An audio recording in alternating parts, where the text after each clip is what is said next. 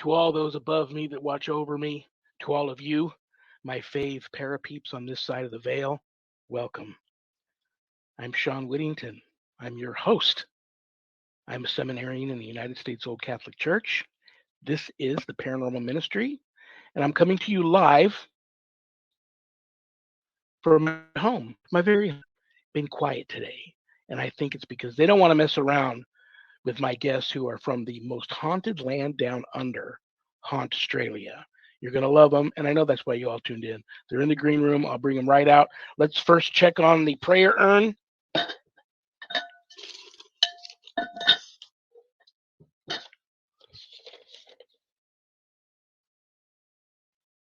Hi, Barbara.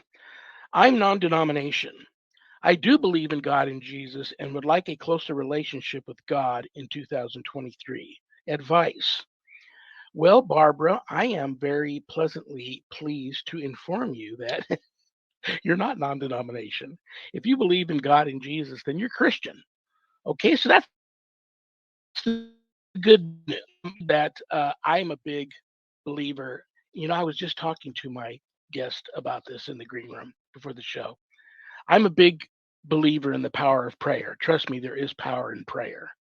The more you pray, the closer you get to God and the closer you bring God to you. So, having said that, if you don't know any prayers, just make the sign of the cross and talk to God as though he's standing right there in front of you. And trust me, he is. And talk to him in your own words. But I would highly recommend that you learn some prayers if you don't already know some. And just right off the top of my head, 5 that I say every morning, every night would be the Our Father, the Hail Mary, the Glory Be, the Phantom prayer, and the St. Michael prayer, short version in English. And a matter of fact, you know what you should get if you don't know any prayers? And Barbara, I talk to people every day that don't know any prayers. They want to pray. They don't know how to pray, or they don't even know any prayers. Get yourself a nice little Catholic book of prayers. They're very inexpensive, and you'll find all of those prayers in there. But start praying more. And you didn't ask for this, but I'm going to offer up a prayer for you, Barbara, and for everyone else that's watching the show that may be feeling exactly like you feel, okay?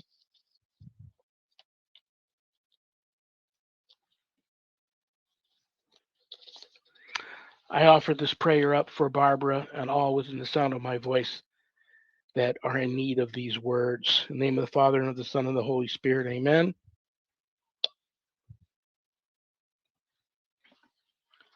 Lord, I do not know what to ask you. You alone know my real needs, and you love me more than I even know how to love. Enable me to discern my true needs, which are hidden from me. I ask for neither a cross nor a consolation, but simply wait. My heart is open to you. For your great mercy's sake, come to me and help me. Put a mark on me and heal me. Cast me down and raise me up. I silently adore your holy will and your inscrutable ways. Self-sacrifice to you and put all my trust in you. I desire only to do your will. Teach me how to pray. In the name of the Father, and of the Son, and of the Holy Spirit, amen. Barbara, continue to reach out to me from time to time and let me know how your year is going and how your relationship with God is developing. And I will continue to pray for you. All right, Paranormal Ministry mailbag.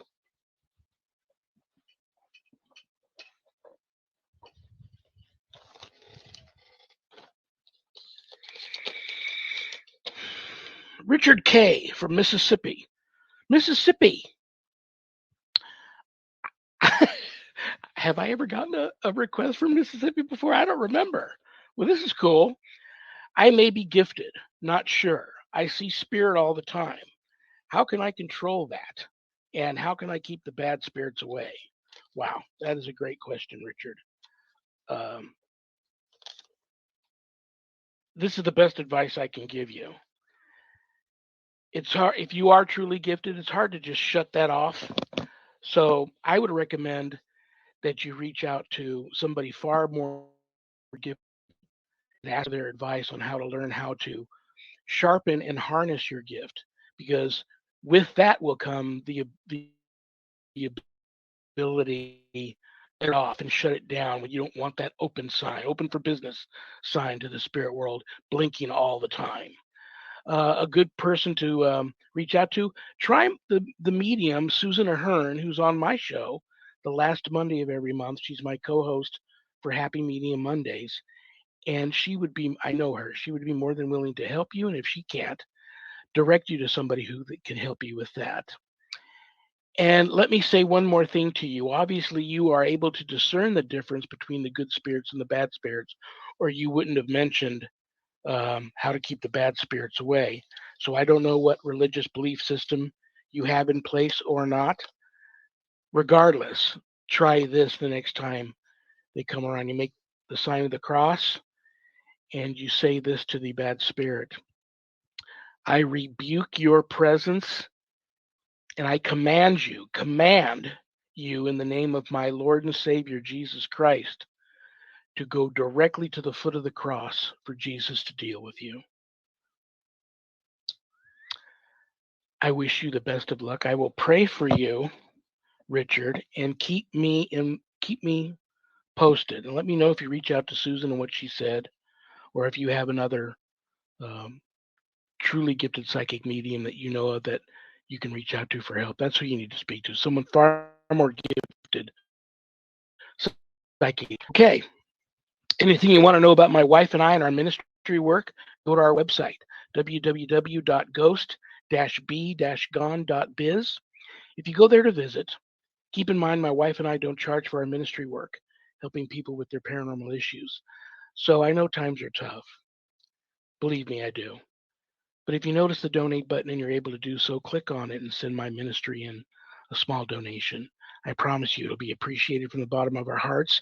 And trust me, we'll put it to good use.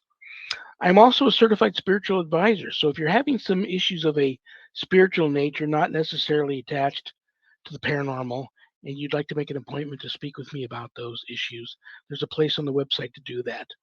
But don't leave the website without navigating over to the page called the WSE course/book. On that page, you'll see the Ghost Store. Lots of cool things to buy on there if you go for that sort of stuff. And everything you buy, part of the proceeds go to many things that I donate to. But scroll down a little bit on that page, you'll run into my new biography, God, Ghosts, and the Paranormal Ministry.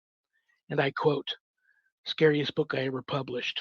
That was Annette Munich, owner of Stellium Books, my publisher. But don't let that scare you off of purchasing a copy. If you haven't done your good deed for the day yet, part of the proceeds of every copy of my book that is sold goes to support stjude.org, St. Jude's Children's Research Hospital in Nevada, and the ASPCA. So help some of the neediest children on the planet and the animals too. There is a place where you can buy the book on the website. If it comes from the website, it leaves my office. So I sign it and I enclose it in a beautiful house blessing kit. Or you can get it a little less expensive on Amazon. One more thing I want to throw out real quick. If you get the book and you have had this happen to you, I want to hear from you. I don't know how well you guys can see this. That bottom picture, that is an entity that I captured on film at a abandoned location out in the middle of the Mojave Desert. Since I put that picture in this book and published the book, it hasn't happened so much off of Amazon, but some of the people that have purchased the book from me that have left my office have reported seeing that apparition in their home after receiving the book. And I've been told some pretty interesting stories about that. And that blows my mind. If you are one of those people out there that have purchased this book and you have had paranormal issues happen after the book has arrived in your home, I want to hear your story. Your story may end up in, you never know, where I may be able to take your story to. So I'd like to hear from you, okay? And it's a great time to buy the first book. There are stories in there that I left open ended because I wasn't able to bring closure to them yet, and they were ongoing. And God, Ghosts, and the Paranormal Ministry 2, Chronicles of an American Exorcist, comes out very soon. To those cases in that second book. So it's a great time to get the first one, get all caught up before you rush right out and get the second book. Scroll a little bit further down on that page, you'll see the Worldwide Society of Exorcists, which I'm a founding, offer a 12-week online college-level course, Introduction to Spiritual Warfare through the WSE. And this is the course for all you true warriors for Christ out there that feel a calling and a longing to want to have more knowledge when it comes to drawing your line in the sand, making a stand, circling the wagons, and putting up a good fight against, God forbid, true evil if it ever comes calling. This is the course for you. No, I'm not going to teach you how to be an exorcist. That's a completely different type of calling. But this course is unlike any other course like it. And it's spiritual warfare through my eyes and my experiences over the years.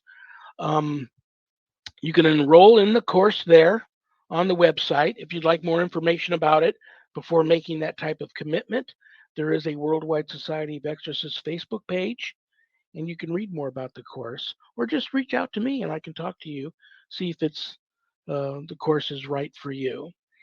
Most importantly, please keep all of my former, current, and future students in your prayers.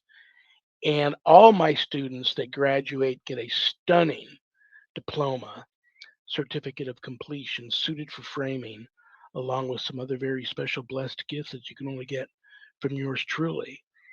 So that's my story, and I'm sticking to it. And all of you that want to enroll in it this year, best of luck. And thank you for that. And thank you for everyone that signed up for the fall class. Okay, the reason why you all tuned in. I haven't been down under Australia in a long time. These two, I love these two. They're so cool. They're such genuine souls, very passionate about the paranormal, and you guys are going to love them. Without further ado, please welcome to the show Jason and Julia King. G'day. Let me just throw this out there now. It's been a while since I've tried to have a live stream from Australia. So you never know. It's a roll of the dice how the signal's going to go. So far, it seems to be you guys both look. Julia, you look very pretty. Jason, you Thank look you. like somebody I wouldn't want to mess with out on the outback. So I'm a gentle boy. So welcome to the show. Even if you guys hadn't had me on your show, Jason Ghost Hunter on YouTube, I would have eventually got around to you and had you on the show. So my only rule is I want you two to have fun, so you'll want to come back. And I was thinking about you guys. I think it was probably before I went to bed on Friday.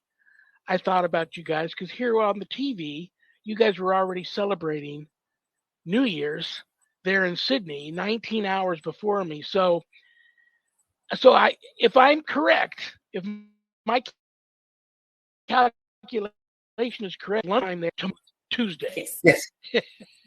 We're from the future. Yeah, we're in the future. I know what I'm going to ask you guys. So we'll get to the paranormal stuff, but I have to ask you this. How is it? Are you both born and raised in Australia? Yes. I was born in Sydney. I still live in Sydney.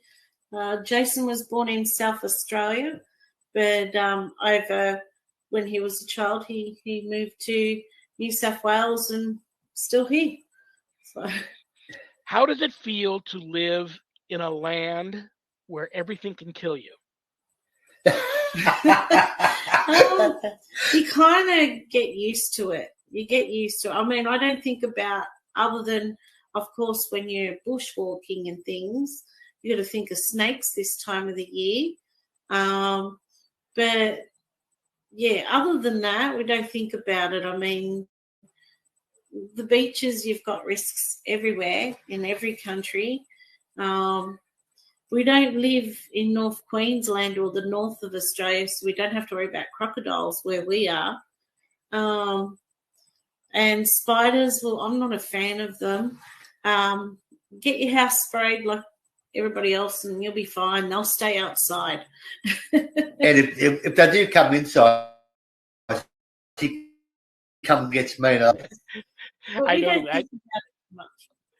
I know I told you guys this story about I believe it was the last guest I had on the show from Australia. And right in the middle of the interview, it sounded like somebody was kicking in her back door.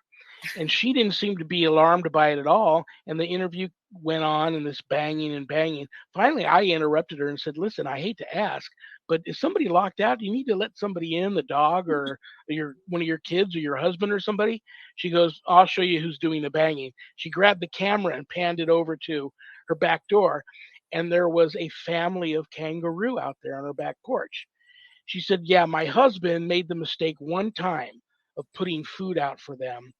And ever since that day, and it's been months now, every morning at the same time, this family of roo come by and they bang on the back door for breakfast. I was just like, I don't like mice. So here I am, I'm staring at these essentially mice that are bigger than me on steroids. She says, yeah, they'll kill every morning at this time, I got to bring my dogs in or they'll kill my dogs. That's frightening. Have you had any run-ins like that with anything? I'll tell you what really scares me about Australia is, and I don't know the name of this bird.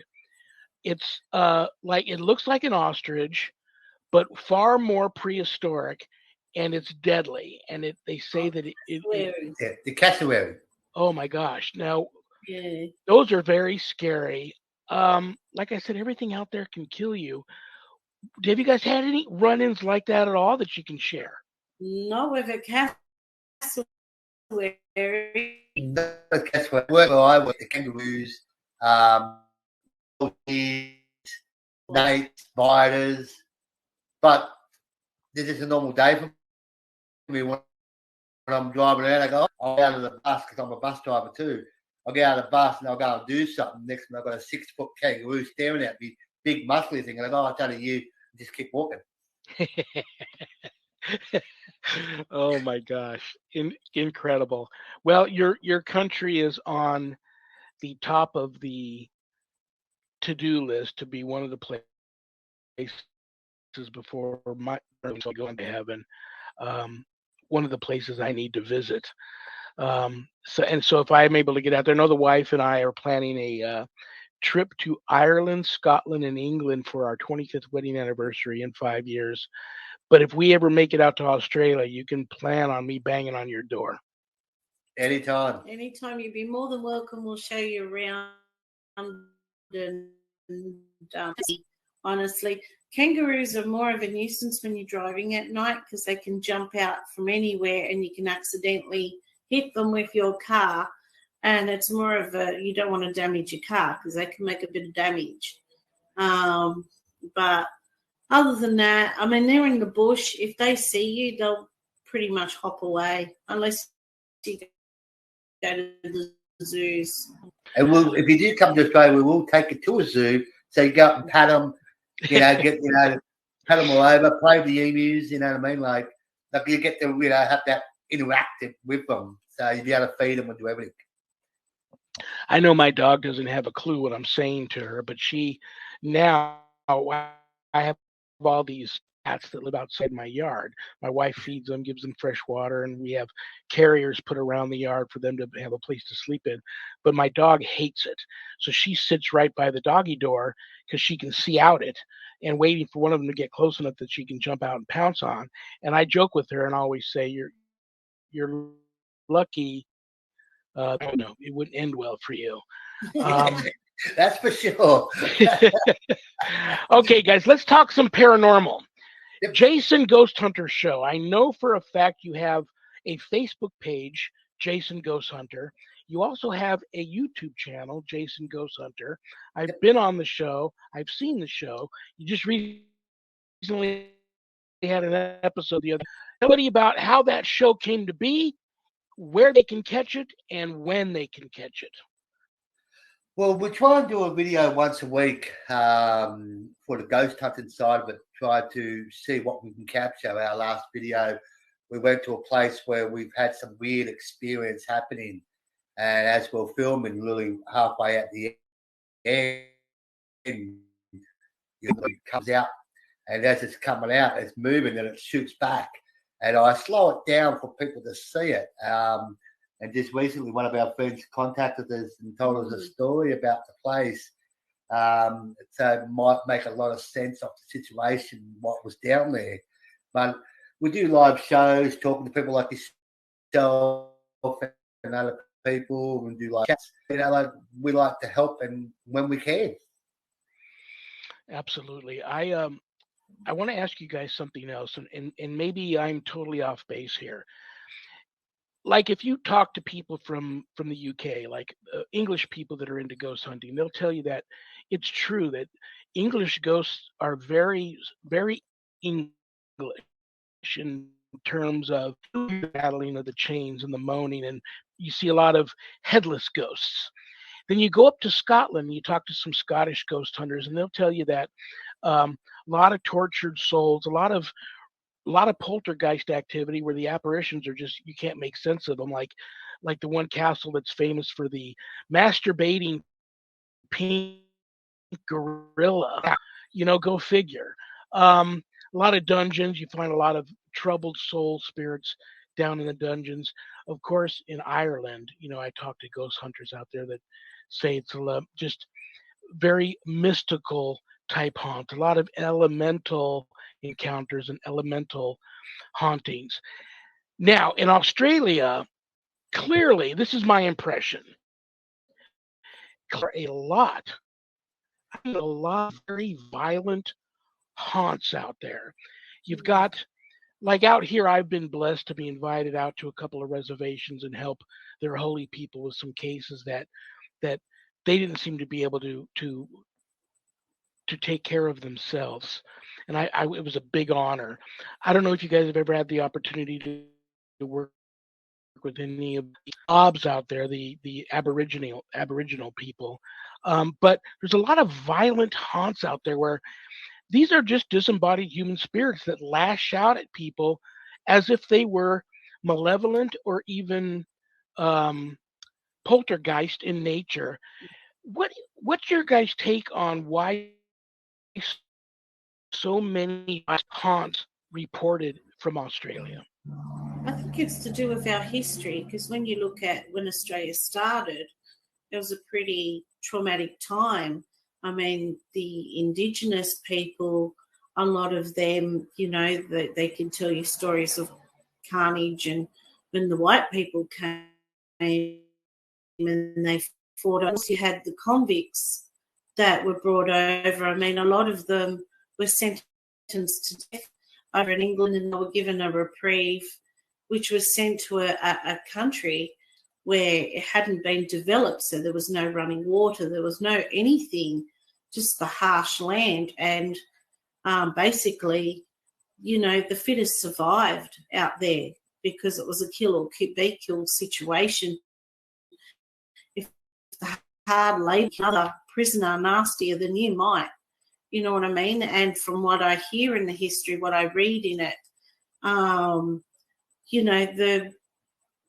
the guards and the English police officers, if you like, the soldiers, they were pretty brutal as well to the convicts. So a lot of souls that roam the earth that didn't feel like they got their closure or their just desserts. They felt that things were pretty unfair for them, which has carried that grief over into the afterlife. So you have a lot of lost souls. I think that's just my opinion. When you go to a lot of historic places, I'm likely to tap into a convict from the past. And you can tell when, like, a lot of people don't believe in spirit boxes and things, but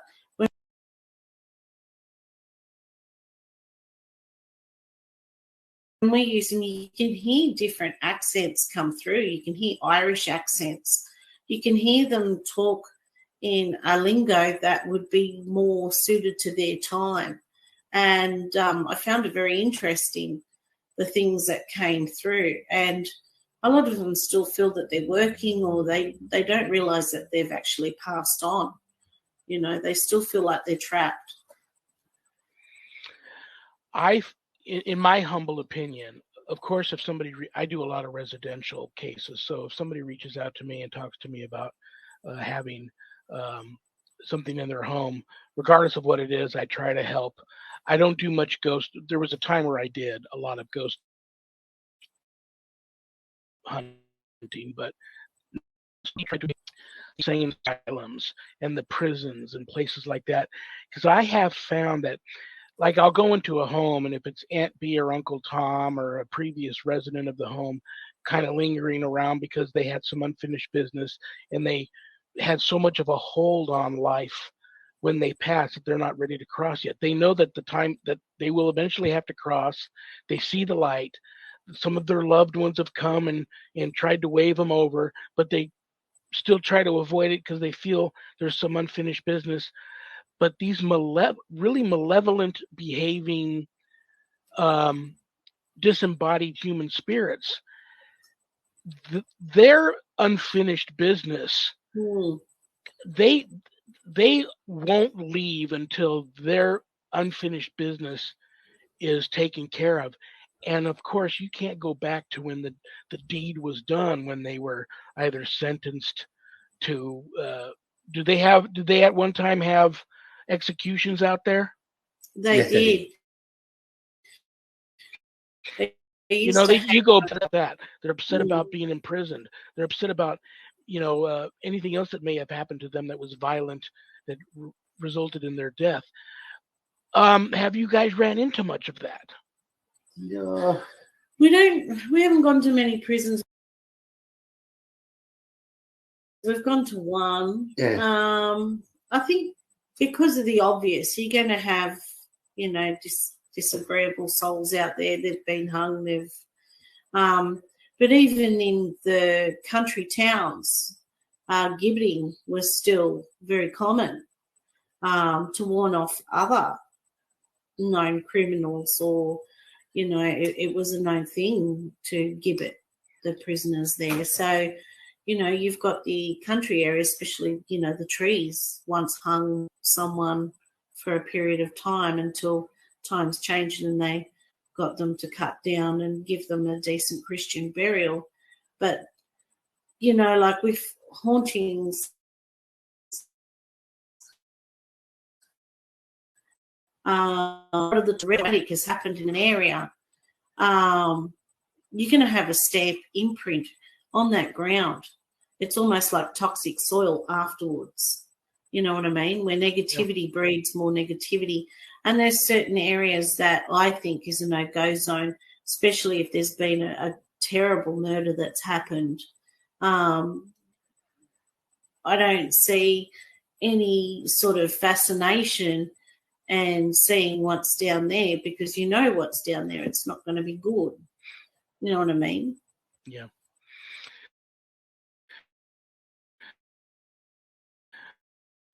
Ghost hunters in Australia that I respect, and I think they're on top of their game like you two are. They do a lot of cemeteries. I want to. This is a two-part question. I know you have been to your fair share of cemeteries.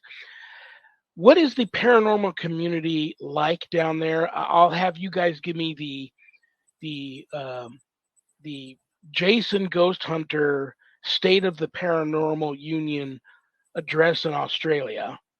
Tell us what that community's like, because I know, Julia, you had some issues with one of your cases at a cemetery where what is the state of the paranormal community there in Australia, in your opinion, and how do people as a whole outside of that community, people such as yourselves that are really passionate about investigating the paranormal?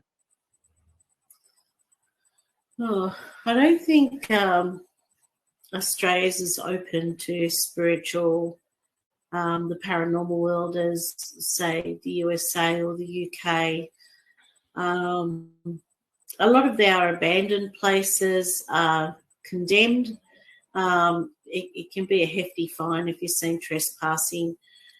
And I think a lot of the reasons why paranormal teams such as ourselves, when we're running a YouTube channel, do cemeteries, it's more for the location purposes. You know, a lot of buildings aren't readily available or they're council owned and they don't allow paranormal investigators in. Like I said, they either don't believe in it or then they're not as of approving of what we do. I mean, a lot of people like ourselves will do more private homes, but then we're not going to put them on YouTube because that's confidential cases and we treat each and every one with respect. And people are sort of, they're not open to asking for help unless they've heard you on radio like we've been or on something. They go, oh, actually, I do have something that's been bothering us for years. Could you help us?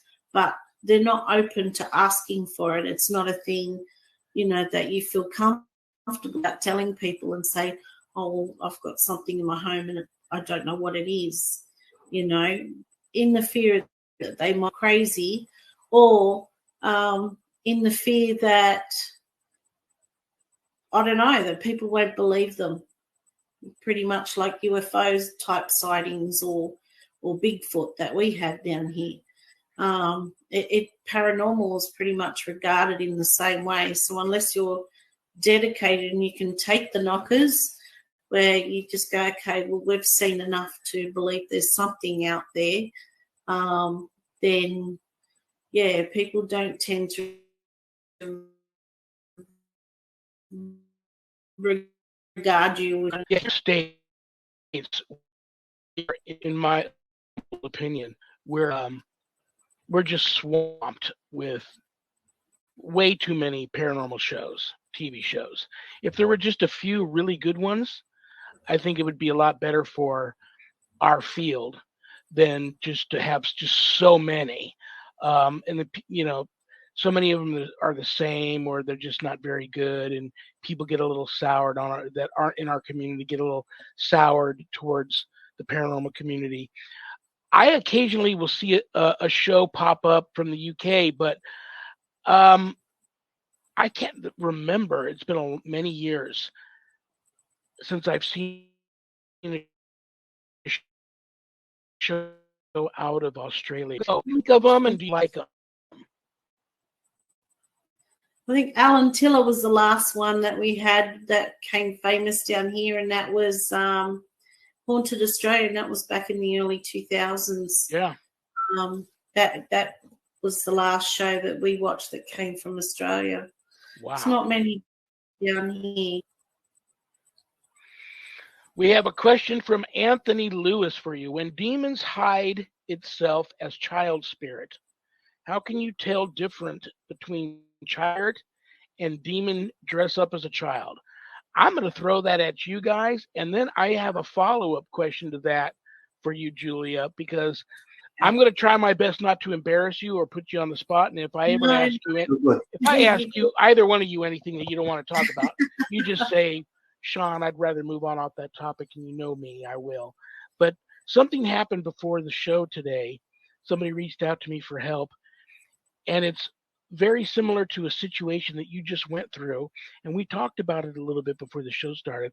I'll ask you that on the tail end of this, but do you guys have any anything any feeling suspicious about any child ghost? Because my personal belief, children are made of the light and they tend to go straight to God.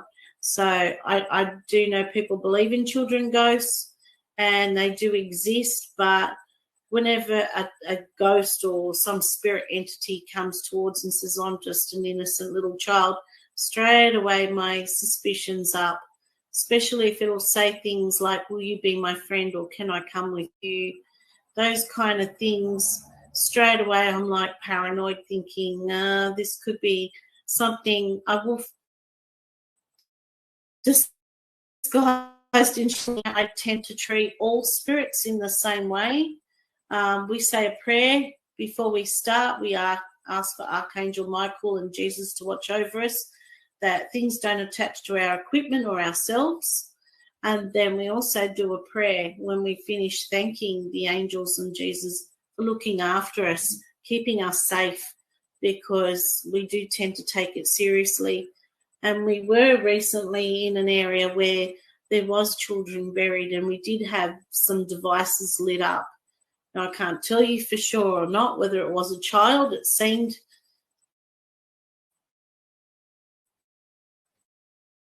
with a little bit of suspicion, because you never really know what you're talking to.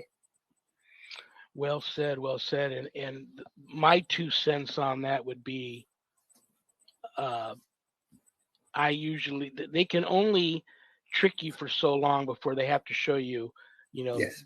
their true nature. And but yeah, it's a red flag. Always throws a red flag up to me when I am encountering what I think to be, or what's presenting this up to me as a human spirit. Anthony's got a back up one here. Jay, you on that you never forgot about. One case that you went on that you guys have never forgot about, like the Jason Ghost Hunter, Julia and Jason King case that really put you guys on the map. I think there was one. I obviously can't say names now because it's all confidential. But this person was, her face was changing and she was talking in Latin and things like that. So we were pretty freaked out. Well, not freaked out, but we were pretty prepared for the worst. We also had a couple of people that were demonologists here in Australia help us and come FaceTime.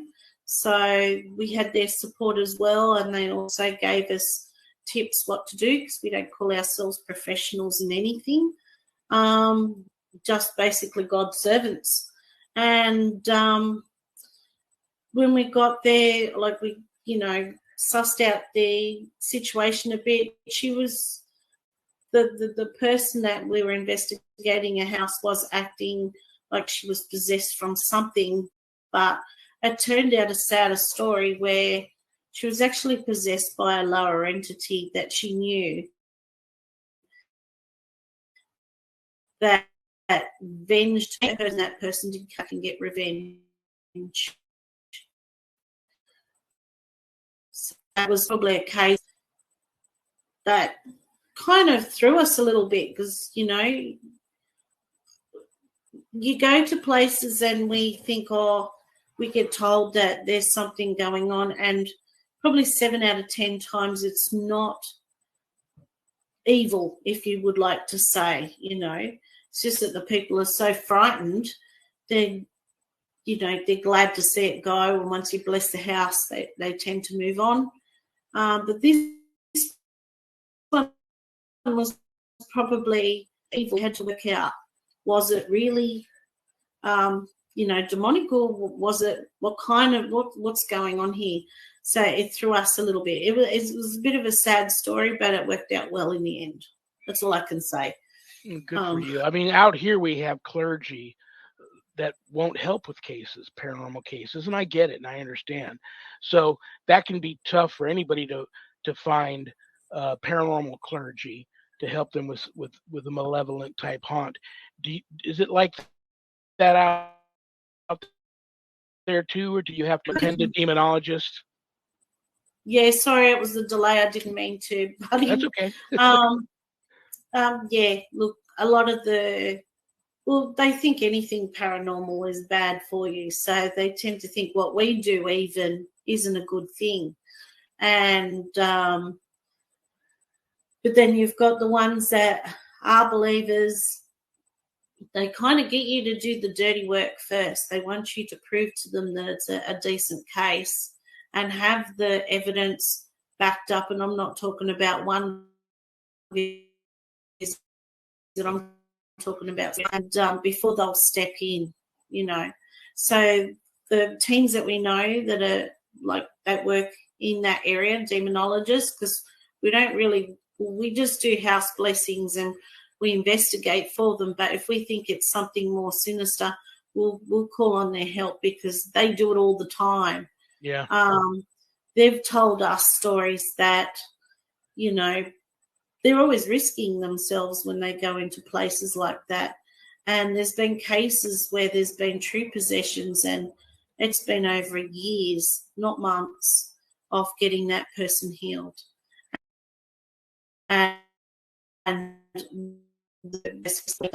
Wow. Before they'll act, that they're convinced that there's a true thing going on. Well, we have another question for you from Linda Judd. Hi, Linda. Having a conversation with a ghost is a delicate matter. Have you had a memorable conversation with a ghost? That's a good I one. have my brother. Yeah, that'd have to be my brother who's passed on. He's the most trickiest guy I think I could ever know. My wife knows too now. He's around me all the time. He's guiding me through the industry, what I do for so long.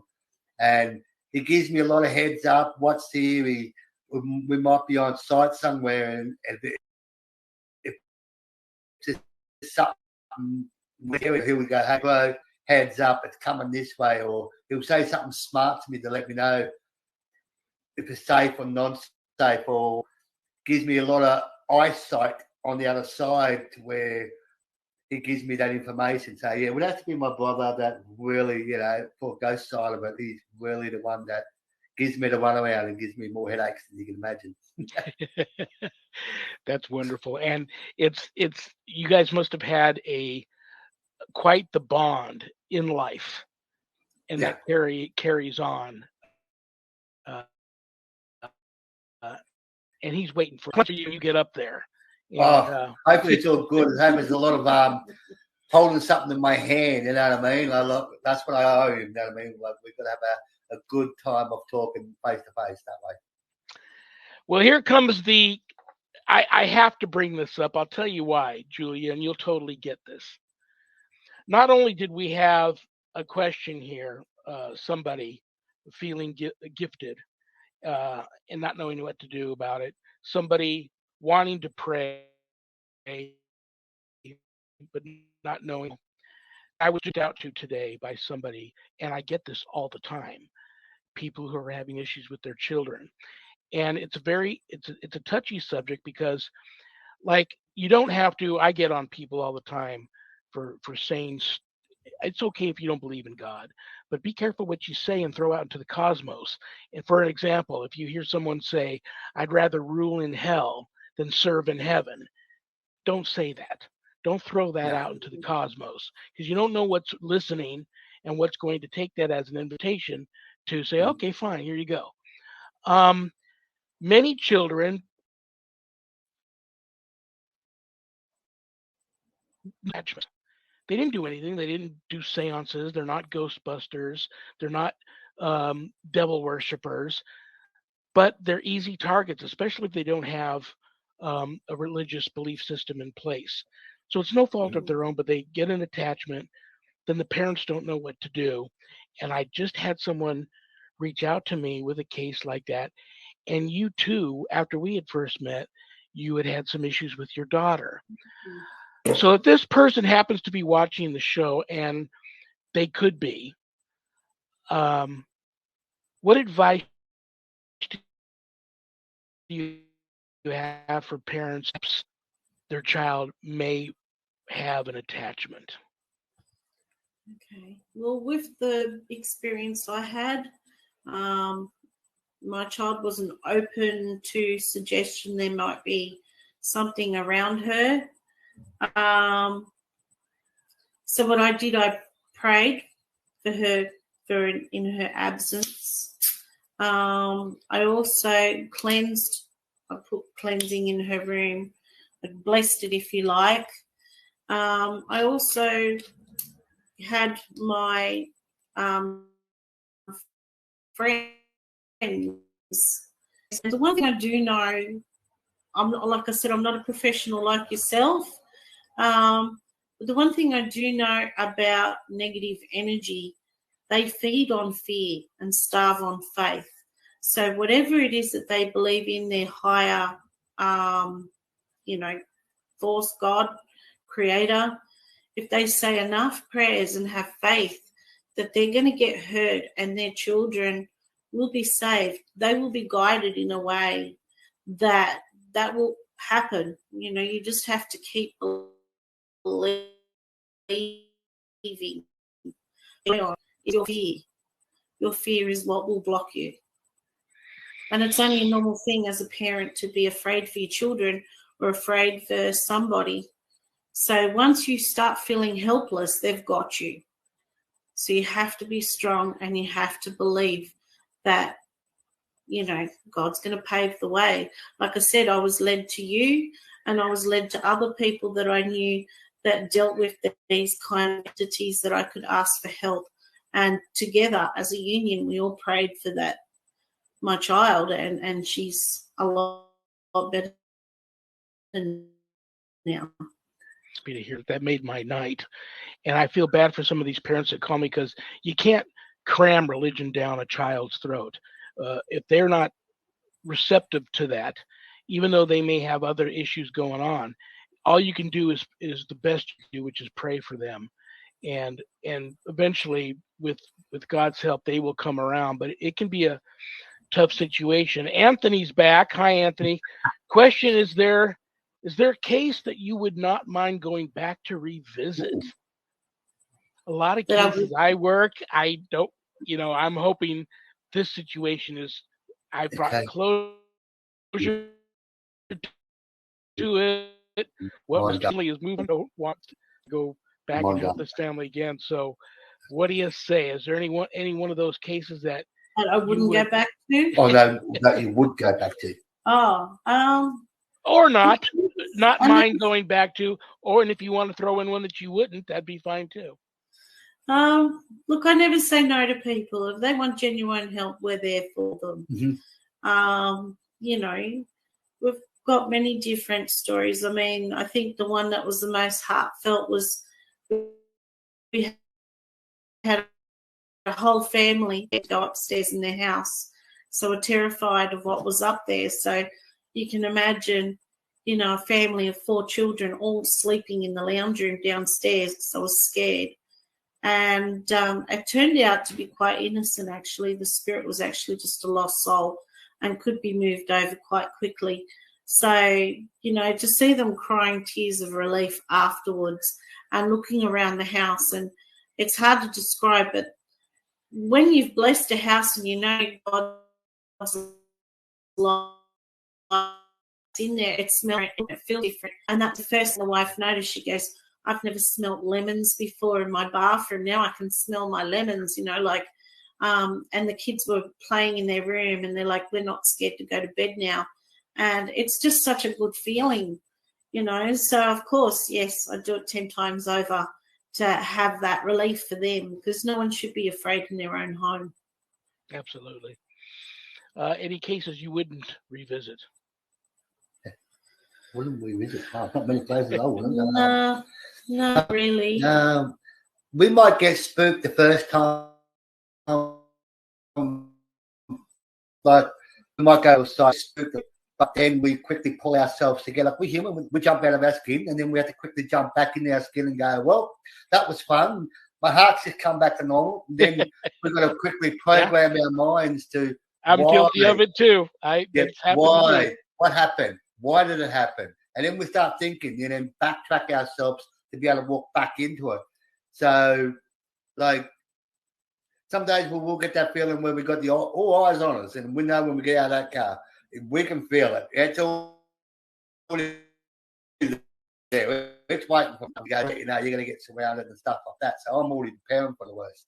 But there's not a case I would not go back to, because they're always different. Like, you can't say one spirit's the same as everyone else, because they're not. They've all got their own way of presenting themselves, making you feel, and what they do is always different. So, I'll go to anywhere, anytime. If I jump out of my skin the first time, I'm going back for a second hit. It's like being on a roller coaster.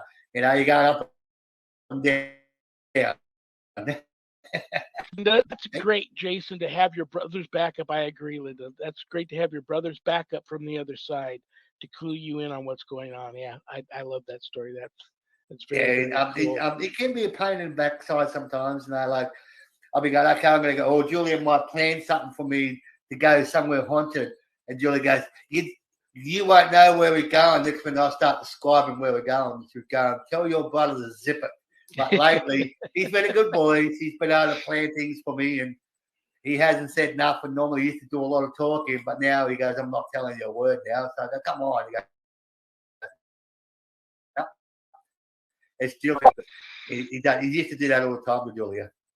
Well, how did you guys get it? Is this a lifelong passion for the two of you? Like, first of all, I love the fact that you're a couple. I've lost track of how many cases I've worked with my wife, and if it wasn't for my wife, we would have never started Ghost Be Gone and done the things that we did. We used to have. There was a couple of times where we had bigger teams, but now after, all of this time, we realize that we're just better. I'm better by myself when I go to certain cases, and we're better together as a team when we go on cases. And I don't have to worry about other investigators on my team that I don't need to worry about that. I want to focus on the business at hand. So how did you two, is it, like I said, is this a lifelong passion for the two of you, or did this come about just a few years ago? Actually, we met online only 7-8 years ago. And before that, I was active in the spiritualist churches here. And I used to go ghost hunting, if you like. And then Jason, his experience was he was always fascinated in the other side, but didn't realize I saw his brother and he thought he was going nuts. And his brother said, we've got work to do. And he didn't know what he was talking about.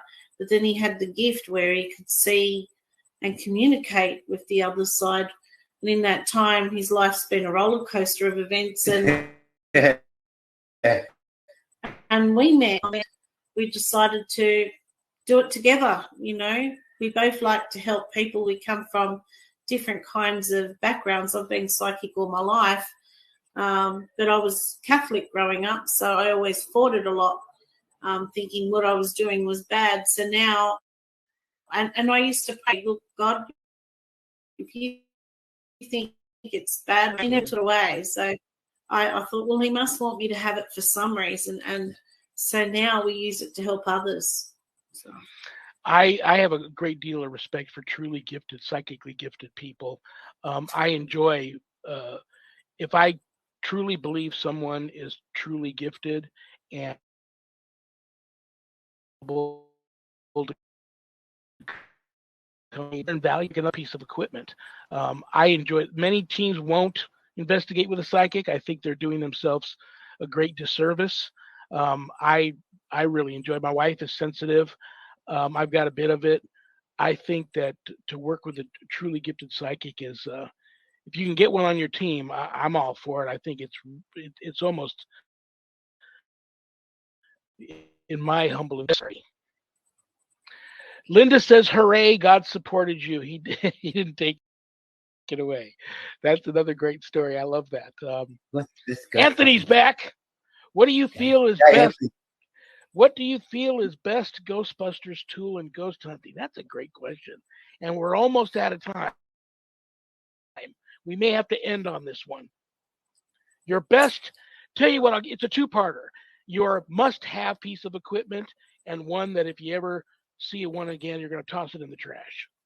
Empire cat balls. I'd probably say the cat ball for me. Yeah. This seems to be the most popular thing that they like to touch. REM pods, if they're in the mood, they will.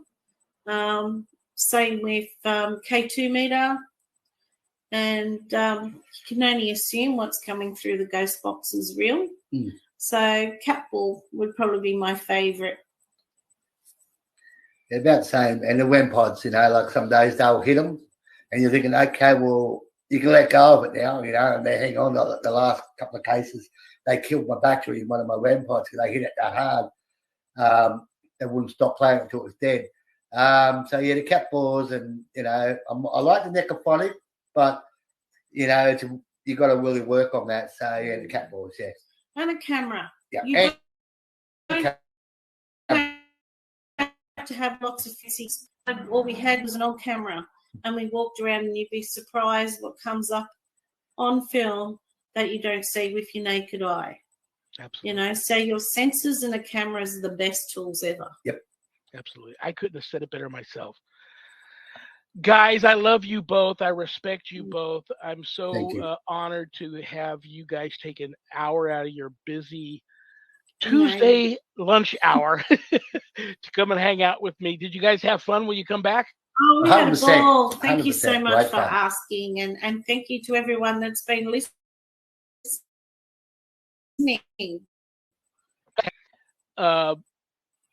The happiest of New Year's. I will pray that all your wishes and dreams come true for the two of you this year. And God bless you both. Have a great evening, and I'll be in touch. God bless. Thank you very much. See you guys later. Bye-bye. Australia. Yeah, I can't remember the last time I was back there other than the girl that I spoke to, the ghost hunter that I spoke to. Wonderful show tonight, Rev. Thank you, Linda. And nice meeting Jason and Julie from Australia. Yeah, they're great. I knew you all would love them. No, some already booked to the end of July. April, I think I'm already booked out till. So I will get them back this summer for sure. A couple of big announcements for the upcoming year. 2 new series. I'll be here this coming Friday with the first new series. The first Friday of every month for the rest of this year will be Ira Wolfnesson. She's an angelologist and a demonologist, classical, who will come here and begin a series of monthly lectures on angels and demons. And that starts this coming Friday, the 6th. The second Monday of every month, beginning next month in February, the one and only Dr. Joy Pugh will begin a series of monthly lectures on you name it. Everything's in her. An author. I love her too. She's just great. You guys are going to love her. And I'm calling that the Joy to the World series. Dr. Pugh gets her preach on once a month starting next month, second Monday of every month. Of course, Susan Ahern is back for Happy Medium Mondays, the last Monday of every month starting this month, and we'll continue on as long as this year. So, what else do I want to tell you guys? Thank you all for being here. I don't have a show without each and every one of you tuning in. I want to thank my co-producers, Zach and Adrian Clayton. I couldn't do the show without them. CommunityPayItForward.us. CommunityPayItForward.us. Go there. Find somebody that needs some help, and if you can help them, help them. My church, the USOCC.org. Go there if you're interested in my church. Go to Bishop James, which is Monday through Friday at 7 p.m. Pacific. The link is there. Or if you want to attend Bible study on Wednesday afternoons and Sunday afternoons at 5 p.m. Pacific, the link to that is there also. I want to thank Things Network. I want to thank Temple of Phoenix Rising Entertainment. I want to thank Skeleton Key Network. I want to thank PACT, little P, capital ACT, podcasting, all coming together channel for all of these networks, simulcasting my show. God bless you all for that.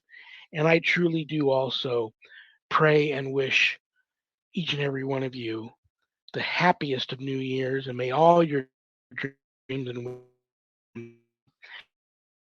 this bad time. I'm going to pull a bad set out of this haunted carnival barker hat. And it's my poor attempt to try and put a smile on everybody's face before I say goodnight.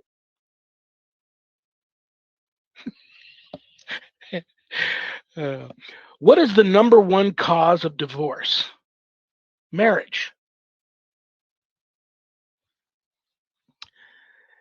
Good night, Danny. Good night, Jack. Good night, dog. Good night, Harold. Rest in peace. Good night, Aaron. God bless you all. Peace.